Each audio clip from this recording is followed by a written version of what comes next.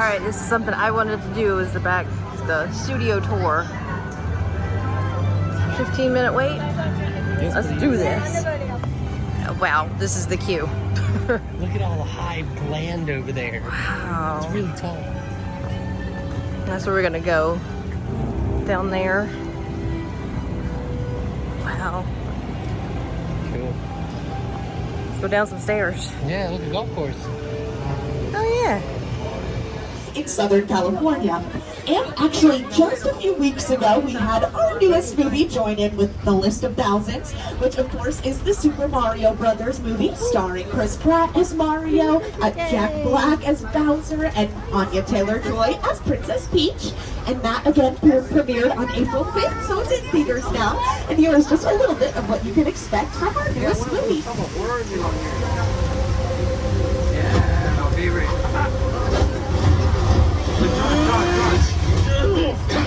For the original Phantom of the Opera in there, Dracula, even movies like Scarface and The Voice used to film there as well, but they're using some of our newer sound stages. We'll show you guys a little later on in our backlot. But for now, let's talk about some sound stages we are actively using quite a bit. In fact, recently they are home to the Peacock original Bel Air, starring Jabari lately on HBO Max, I should put in as well. And as you all are seeing, we have a long history in TV at NBC, going back roughly 80 years with our first ever televised broadcast in 1939. But again, that is still a bunch of what we're filming here at the moment. We recently announced that season 4 is going to be coming out on June 8th, and you'll see a ton of our backlot in it as well. But before that, now these sound stages were also used for the iconic television show The Good Place, starring Kristen Bell. And today, since he's in a pretty good mood, it was recently announced he'll be getting his very own prequel coming to Peacock, who is filming in our Colonial Street today, where he directed so many iconic horror movies like Psycho, Vertigo, and The Birds. But again, we'll touch on that a little bit later on in the tour, which probably look a little different from some of the other ones that we've driven past today. But that's because these are some of our newer sound stages, which were first ever used for the 2016 production of Hairspray Live, once again starring Miss Ariana Grande, Kristen Chenoweth, and Jennifer Hudson. But today, we're using those for Lopez versus Lopez, like I mentioned earlier. That's filming here, starring George Lopez. But now, as we are turning the corner here, we have officially left our front lot behind with all of our sound stages, and we are finding ourselves in this area that we call the back lot. And some of the first sets that we're going to be going by in these metropolitan ones are what we call Brownstone Street. And now you might want to get ready to rev up those DeLoreans, because we are headed back to the future. So welcome everyone to Hill Valley, or what we call Courthouse Square, but of course often recognized as Hill Valley from Michael J. Fox and Christopher Lloyd's Back to the Future. But it is so many other things as well. In fact, recently we've been using this area a ton for that new Ted prequel I mentioned earlier. They were using it as well, iconically, for To Kill a Mockingbird. You might recognize those courthouse steps there. And fun fact about this little pond we're seeing in front of the courthouse there, that is an actual pond that they dug up in front of it. It was not CGI'd in, but that can kind of show you we can change a lot of these sets depending on what we're going to be filming. Of course, that is up to the fabulous production design crew. But now we are leaving our small town of Hill Valley behind, and we're finding ourselves in the big city. So welcome everyone to New York Street. And before I get too ahead of myself here, I'm going to let our co-host take this one away, because nobody knows New York quite like him. Hey everyone, welcome to New York. Tough lady. This is my favorite hot dog guy. Hey buddy, how's it going? Remember me? No. Just like old times. Gotta love New York City. Hey, I'm walking here. Hey, it's cool guys. I was just walking there. So it's not exactly New York, but a lot of times when you see New York in the movies, it was shot right here on the Universal Metro sets. If you can make it here, you can make it anywhere. Even if you make it here on the Universal lot. And we have been doing a bunch of filming here on New York Street recently. In fact, a bunch of TV shows like American Ninja Warrior was here for quite a few weeks. Quantum Leap was most recently using these sets just a few days ago. Created this 3D immersive experience, so you're going to have to have your glasses ready. Don't put them on yet, just have them in your hand because we're about to return to Skull Island. Everybody stop now.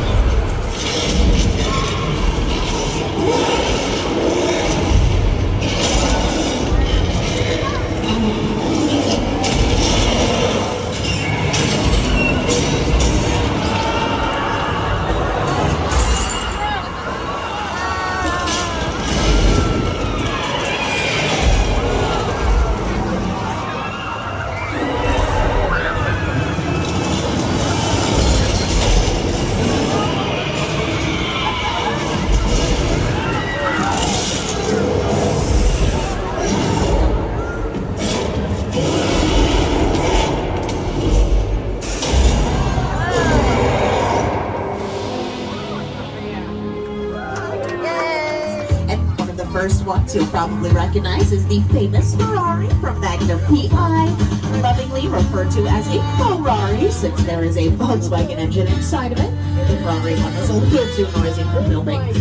Right next to a few vehicles from Back to the Future and its sequel. We just took you all to Hill Valley, and now see some of the cars. And the opposite of the future with the Flintstones there, all largely made out of fiberglass, if you can believe it. And the famous Ford Anglia from Harry Potter and the Chamber of Secrets. And that Nissan Skyline there from Too Fast, Too Furious was driven by Paul Walker himself. Right next to a few vehicles from Jurassic Park and World. And our newest addition is the Fry's Electronics van from Jordan Peele's newest horror movie, Nope. Right next to the Crawdaddy from his last one, Us. And then we are just rounding out our picture cars with a few vehicles from Transformers. And like I was mentioning when we were first entering in here, now each of these cars can serve a different purpose depending on the production. And another one that is oftentimes the case is to portray technology that maybe we just don't have available to us in the real world when we're filming all of these movies. And a perfect example of that is in the first Jurassic Park movie where they have those self-driving himself. And this mobile lab unit we're driving past right now on our left-hand side, now this could be seen dangling over the side of a cliff in the sequel, Jurassic Park: The Lost World, which was actually just one of our parking structures disguised as a cliff. But we also have some of the dinosaurs in cages just up ahead here. Oh, whoa! Oh, no. All right. Sorry about that. I know. Oh, there's way more than usual, and they're usually in cages as well. So, sorry about that, everybody. But I promise we just carried all the better not doing also. I feel like you guys are going to get it too. But like I was saying earlier, now those movies were directed by Steven Spielberg. If you don't know who that is, I promise by the end of the tour today you will. We're going to do weather effects here in our movie studio in Southern California. A lot of times we have to rely on movie magic to do so, since it doesn't typically rain here. I know. Here. That's why we brought you all to our old Mexico sets to do a little bit of a weather demonstration. It sounds like they are already getting queued up here. And you can't see it on purpose, but above these sets we have our sprinkler systems. There they are. As you can see by turning them on, that's how we can make it appear as though it's raining for our TV shows or movies. And fabulous job with the water there, tech booth. That looks great. But we can also add other things too, right? Like strobe lights for lightning or booming sound effects like that for thunder. And all of a sudden, it is a real storm here in Southern California. Yes, you're going to get wet. And again, fabulous job. Thank you for that tech booth. But I think you all could have cut the water out. That seems like far than enough. Here it comes. Tech booth said you was gonna turn on. Okay. It looks like a new project. I'm so excited here. Right. You guys really outdid yourselves with that one. That was amazing. And that is a perfect example as well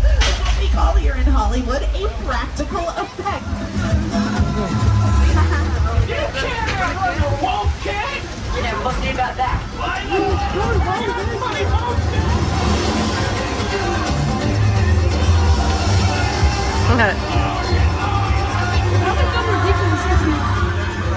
But now we have officially left Old Mexico behind there, and we are finding ourselves in the Old West. But more specifically, these sets are what we call 6 points. And they originally get their name because when we first started as a picture company, again 108 years ago here in Southern California, we had 6 different streets, all equipped with their own jails, saloons, and banks. So we could film 6 different silent movies at the same time right here in 6 Points during our silent movie era, which were originally the birthplace of the Universal monster, because these are where we filmed originals like Dracula and Frankenstein. But as I'm sure you can see from the sign out front, now many audiences today recognize these sets from their 4-season run on NBC's The Good Place, again starring Kristen Bell and Ted Danson. And if we have any fans of that show on board with us today, I would just personally like to welcome each and every one of you all to the afterlife. Well, it doesn't sound awesome. We've also used these sets for quite a few princess movies too, like The Princess Diaries 2, starring Anne Hathaway and Julie Andrews, as well as Rodgers and Hammerstein's Cinderella with Brandy, Whitney Houston herself, and Bernadette Peters. But like I was mentioning before, all of those iconic TV shows and movies use these sets. Now this was historically used as for so many of our Universal monster movies that really helped put us on the map here.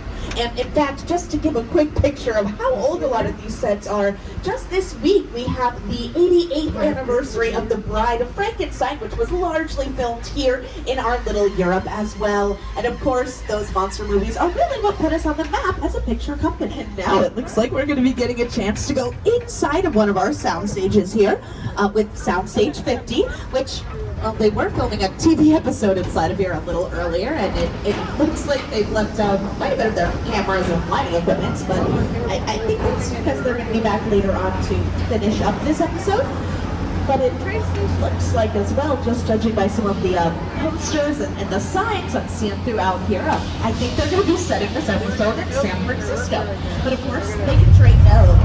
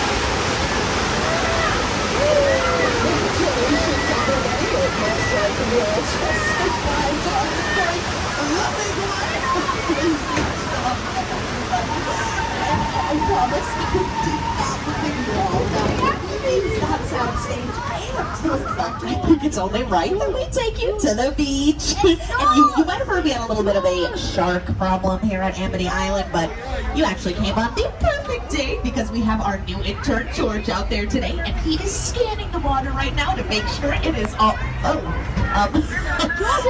okay, it looks like there's a fin out there, but I'm not really seeing George at the moment, so we... Oh no, okay, let me see here. George, there's a shark literally right in front of you at the moment.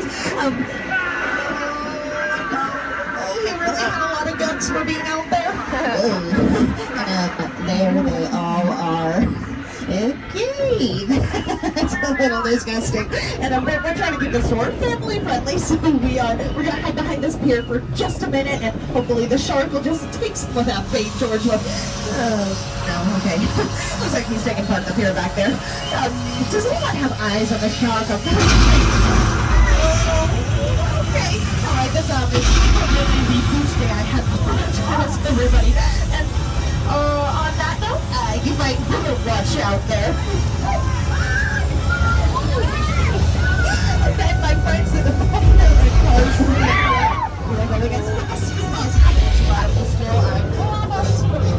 danger. In fact, that's also the only shark in the world who knows how to swim the backstroke. That is our fabulous animatronic shark. Bruce over there, who is literally getting back into position right now to do that trick again and again. He takes his job very seriously here at Universal Studios, which is the exact opposite of that animatronic shark they used for the filming of Steven Spielberg's Jaws.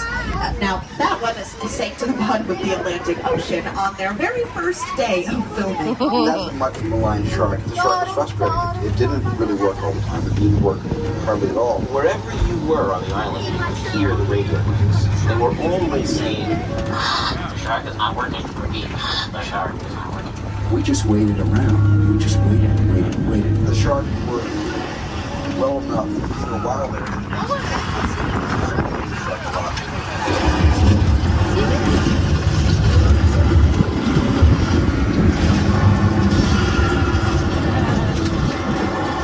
He definitely does owe that shark quite a lot. In fact, Jaws is often regarded as the first ever summer blockbuster in 1975. And on our right-hand sides now, we are seeing the lovely Chicken Ranch, where Dolly Parton herself could be seen in the movie The Best Little Whorehouse in Texas. It's also Rob Zombie's House of 1,000 Corpses. And it's the house from the LMFAO music video, Sorry for Party Rockin'. Even though it looks quite different in that video, it is the same one.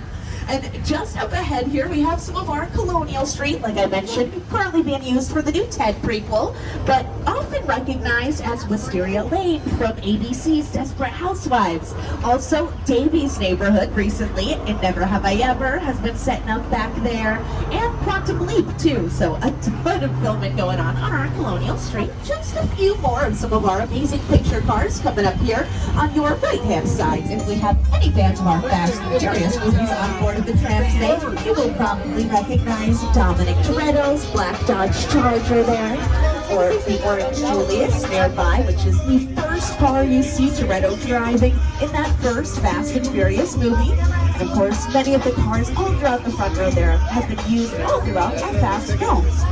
But like I said, now just a few more picture cars there, because at the moment, now just like Marion Crane herself famously turned off that main highway, it would appear as though so has our tram. But just like her, we are finding ourselves at this old, out-of-the-way motel with 12 rooms and 12 vacancies. So, but never mind, scratch that. It looks like Norman Bates might be home today. Now, maybe it's only 11 vacancies at the moment. It seems like he might be helping out a customer over there, I think. But like I was saying, as you can see, this is the Bates Motel. And in the background there, we are seeing Mother's house as well. And, okay, well, hey, maybe he's up carrying her car, you know. That's pretty sweet. You don't really get customer. Oh, no. Okay. All righty. Put her in the trunk.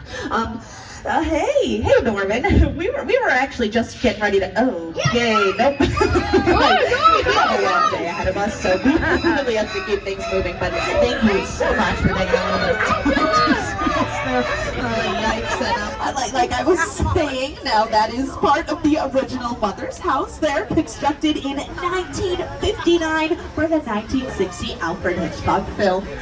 And I had a feeling that Norman Bates had quite a few skeletons in his closet, to say the least, but I definitely did not realize that all of this is what he's been hiding in his backyard. Now, this is the airplane crash site set from Steven Spielberg's 2005 film War of the Worlds, and it was designed by the fabulous production designer Rick Carter, which I'm sure you can imagine getting this set together was quite a mission. And we have a little bit from Mr. Spielberg as well as Mr. Carter on what went into making this absolutely breathtaking set that you all are seeing in front of you right now. The airplane crash site set was a perfect example of a set that is all designed around a vision that Steven had. And to sit down and talk about that thought was for 747 right now, right in a big neighborhood. Because it's just something you don't see. You're doing good. You're doing great. Listen to me. That is an actual Boeing 747 airplane. We're seeing in pieces there on the left-hand side. That production purchased from an airplane graveyard just outside of the Mojave Desert. And now, like I mentioned earlier, you all have seen quite a bit from Mr. Spielberg's movies throughout our tour today, but he is obviously nowhere near the only director we've got the chance to work with. And recently we collaborated with the Academy Award-winning director, Jordan Peele, on his newest sci-fi horror epic Nope that premiered with us last summer. And here are the Jupiter's Claim sets, everyone, straight out of his newest movie, Nope. This is Jupiter's Claim, a nostalgic, small-time Southern California amusement park owned by former child star Ricky Juke Park.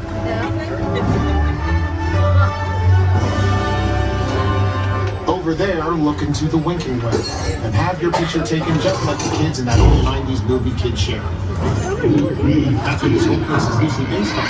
Remember that one? No? Why? A little further down, you can see the brand new Star Lasso experience. Built to showcase an unbelievable new live show. It's not looking so live and... I'm the reason bad guys use a nightlight. I'm the reason the boogeyman begs his mama to look under his bed. And I'm the reason you just lost control of this whole operation. My name is Special Agent Luke Hobbs of the U.S. Diplomatic Security Service. And as of 16.9 seconds ago, I'm the man in charge. All right, well, I don't know if pretty safe. No one is going to be the man in charge here, but it seems like we have an undercover witness on board of the train with us, so we're out of the hideout for a second here at Sullivan's Truck Repair. But let me see if I can get us a little bit more information from one of our buddies down here.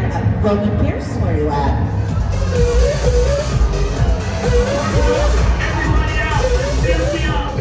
Yeah, but mine's a whole lot bigger than yours. Hobbs, escort this novice out.